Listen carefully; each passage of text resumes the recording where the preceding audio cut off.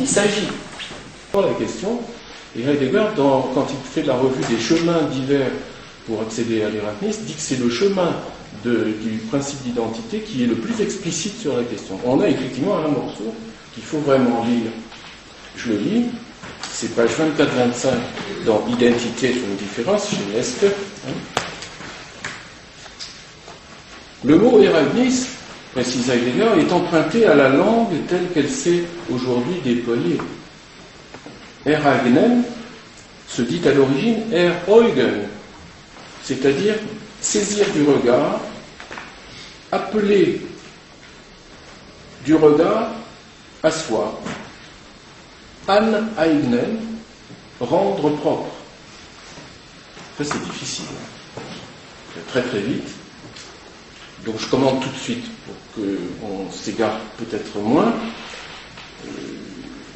à commencer par moi. Le mot érasmisme est emprunté à la langue telle qu'elle s'est aujourd'hui déployée. Elle est empruntée à l'allemand contemporain, où érasmisme signifie l'événement, même au sens trivial du terme, mais aussi au sens l'événement majeur, l'événement historique, du grand événement. Eragnen, c'est l'étymologie qu'on prête à érasmisme. Ereignen, venant de l'idée de eignen, c'est-à-dire qu'il y a un rapport à ce qui est propre, rendre propre. Mais à l'origine, ça se dit ereugen, signale tout de suite Heidegger. Ereugen, avec A umlaut ou G-E-N, eugen, ereugen, comme Auge, l'œil, das Auge, l'œil, Auge en grec, la lumière du regard, direction du regard, Auge. Donc, ereugen, en vieil allemand, ça signifie regarder, saisir quelque chose en le regardant, mais aussi appeler à soi du regard. Il est difficile de traduire autrement en français ce que dit ici Heidegger, mais ça fait en général contresens. Appeler à soi du regard, ça veut dire faire un clin d'œil pour faire venir quelqu'un vers soi. C'est pas ça que ça veut dire. Appeler du regard une chose à être proprement la chose qu'elle est. Je regarde ce réveil et je le fixe comme réveil. On parlait la fois dernière de la catégorie indiquée, etc. Donc, ereugen, c'est du regard, placer quelque chose dans son propre, le reconnaître pour ce qu'il est. C'est ça que ça signifie. Ensuite, aneignen, rendre propre, rendre une chose propre à elle-même. On reste ici dans l'identification de quelque chose comme quelque chose. Il continue. Le mot érasmisme, pensé à partir de la chose dont il s'agit, doit maintenant nous parler comme mot conducteur au service du pensé. Comme mot conducteur ainsi pensé, il se laisse aussi peu traduire que le mot logos en grec et le chinois tao. Le mot érasmisme ne signifie plus ici ce que nous nommons par ailleurs un quelconque événement ou processus et incident qui survient, Vorkommnis, Geschehnis. Le mot est désormais employé comme singulare tantum, nous en parlons la dernière fois. Le mot est désormais employé comme singulare tantum, et il met un S majuscule. Alors qu'en latin, quand on cite du latin en allemand, on ne met pas de majuscule. S'il met un S majuscule, c'est le singulier, par exemple, singulare tantum, ce qu'il nomme se produit seulement au singulier, ou plutôt non, ne ressortit plus du tout à un nombre, mais ce produit arrive de manière unique. Ce dont nous faisons l'expérience dans le Gestell, comme constellation d'êtres et hommes, de par le monde de la technique moderne, est un prélude de ce qui s'appelle érasmisme. Je traduis ainsi, mais j'ai une deuxième traduction qu'il faut mettre aussitôt à côté de cette fin de texte. Donc on vous dit, le Gestell, tel que nous l'expérimentons, est un prélude, Vorspiel, un prélude à ce qui s'appelle érasmisme, ou bien encore de ce qu'appelle érasmisme. Il faut traduire les deux. La phrase a cette ambiguïté qui est laissée en suspens. Ein Vorspiel dessen, was Ereignis heißt. Cette phrase, dans Heidegger, on voit qu'elle signifie comme dans Was heißt denken. C'est pas que signifie penser, encore moins qu'appelle-t-on penser, parce que les gens, ce que on appelle penser, ça n'a pas grand-chose avec ce dont il s'agit. Donc, c'est pas ce qui s'appelle penser, c'est ce qui appelle à penser. Qu'est-ce qui nous appelle à penser? Ceux-là même que nous ne pensons pas encore, ce qu'il y a à penser. Ça nous appelle à penser. Ici, vous avez la même ambiguïté. Ein Vorspiel dessen, was Ereignis heißt. C'est à la fois donc un prélude de ce qui s'appelle Ereignis, ce qu'on vient de nommer ici Ereignis, mais aussi c'est un prélude de ce qu'Ereignis appelle. Il y a un appel d'Ereignis dans le Gestell. Un appel par le retrait. Voilà.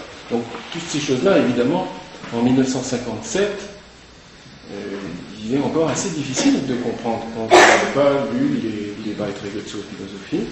Et l'état actuel de la réception de Heidegger dans la plupart des cas, c'est que tout se passe comme si ces volumes où le centre de gravité de l'œuvre de Heidegger et de sa pensée de l'Ereignis est en gestation, est inconnu. C'est-à-dire c'est tout comme si c'était en 1957, d'une certaine façon. Mais peut-être moins bien, parce qu'il y a plus d'hostilité encore à Heidegger. Vous voulez dire en France ou même en Allemagne? Ah, même en Allemagne. Ils ne sont pas connus, ils ne sont pas lus. Oh, même en Allemagne, ils sont très peu lus. Heidegger est assez peu lu. Il y a toute une vague aussi anti-Heidegger, notamment dans le système universitaire. Mais enfin, passons, on n'est pas là pour parler de ça, mais ça fait partie intégrante de la chose. Donc, ce qu'appelle Ereignis, Ereignis est en train d'appeler à quelque chose. Et nous ne l'entendons pas forcément, puisqu'on fait la sourde oreille à cet appel. Bon, il ajoute, donc page 25, là il y a des textes vraiment qui sont des textes de source concernant l'Ereignis. Celui-ci, l'Ereignis, n'en reste pourtant pas nécessairement à son prélude. Donc on devrait s'arrêter au fait que c'est un prélude de l'Ereignis. L'Ereignis, à travers le Gestell, n'en reste pas forcément à son prélude. Donc l'Ereignis n'en reste pourtant pas nécessairement à son prélude, car dans l'Ereignis nous parle la possibilité que le simple règne du Gestell y soit surmonté jusqu'à un y approprié plus initial. In ein anfänglicheres Ereignen. Autrement dit, la modalité qu'est le Gestell est une modalité de l'Ereignis, mais ça n'est pas forcément le dernier mot de l'Ereignis. Si on peut parler de dernier mot de l'Ereignis, qui serait lui prêter des dessins. Quelque chose à quoi jamais Heidegger ne s'aventure. Jamais.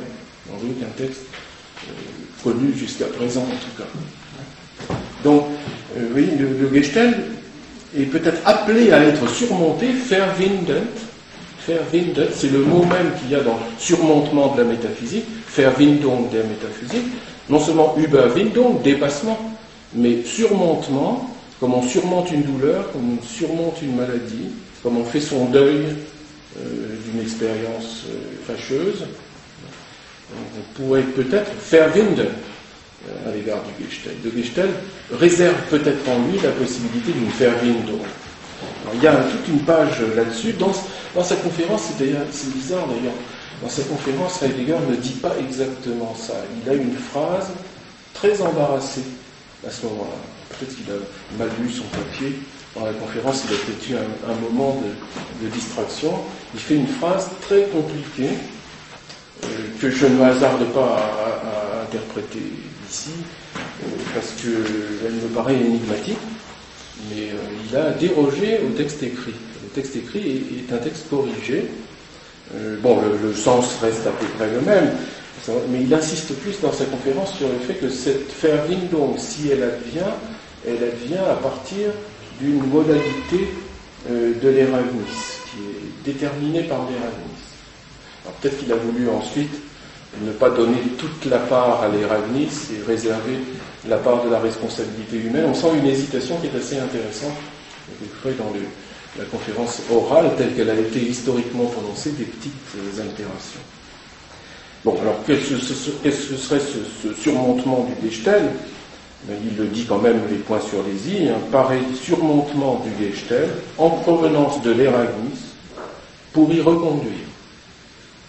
Un peu énigmatique, une formule très ramassée, eine solche Verwindung des Gestells aus dem Eragnis in dieses.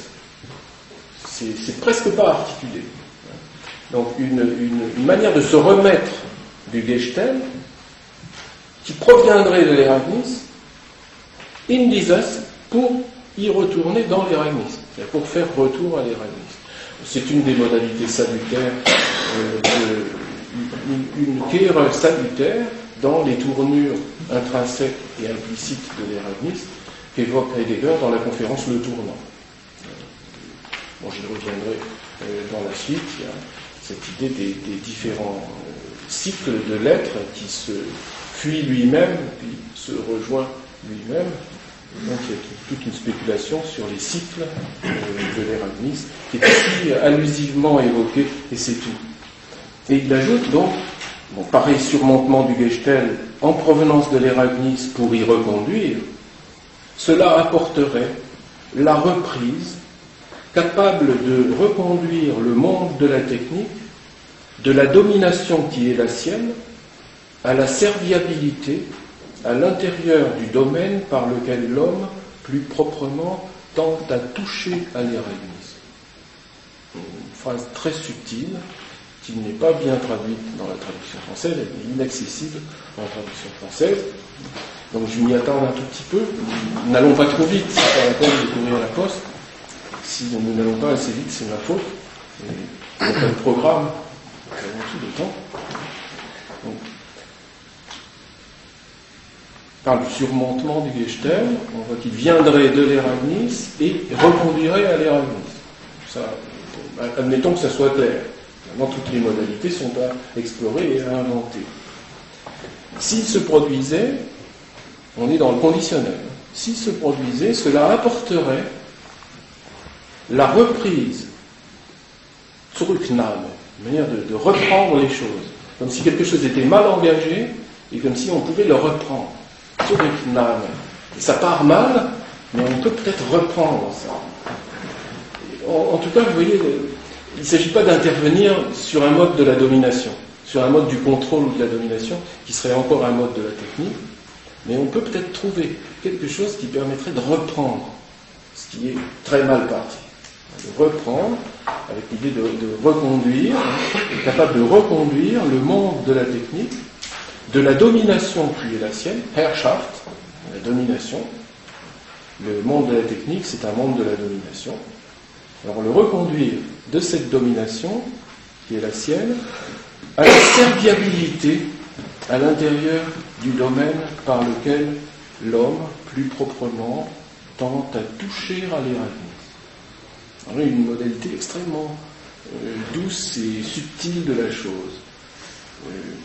Serviabilité. C'est pas l'idée de... Bon, dans la traduction, il y a l'idée de domestique. C'est-à-dire, il y a maître et serviteur. Ici, c'est pas le statut maîtrise ou servitude, sinon ce serait Herrschaft et Knechtschaft. Ici, c'est pas Knechtschaft, c'est serviabilité. Dienlichkeit. Se mettre au service de... Donc, serviabilité de la technique à l'intérieur du domaine, Bereich. Et évidemment, domaine ici n'a pas le sens de la domination. Bereich, c'est pas le dominium, c'est pas le dominium mondi. C'est Bereich dans lequel vous entendez Reich, de Reichen. C'est le mouvement de l'Eragnis dont il parlera en 62 dans Zeit und Sein, mais qui est déjà dans les traités impubliés à l'état de vision de Heidegger. Donc, Bereich, donc du domaine par lequel l'homme, plus proprement c'est Eigentlicher, donc dans Eigentlicher il y a une assonance avec l'Eragnis, et en réponse à l'Eragnis, tente à toucher à l'Eragnis. In das Eragnis reicht. Là vous avez le verbe reichen de la correction dans la dernière séance à traiter. Donc il s'agit ici, vous voyez, d'entrer dans le domaine dans lequel l'Erasmus vient concerner l'homme et dans lequel l'homme se sent avec une certaine douceur effleuré par l'Erasmus. À travers la violence de la technique, il y a encore éventuellement une possibilité pour l'être humain d'entrer dans cet autre domaine qui n'est plus le domaine de domination, mais le Bereich des Reichens, c'est-à-dire le domaine par lequel l'être vient concerner l'homme et lui demander d'en répondre.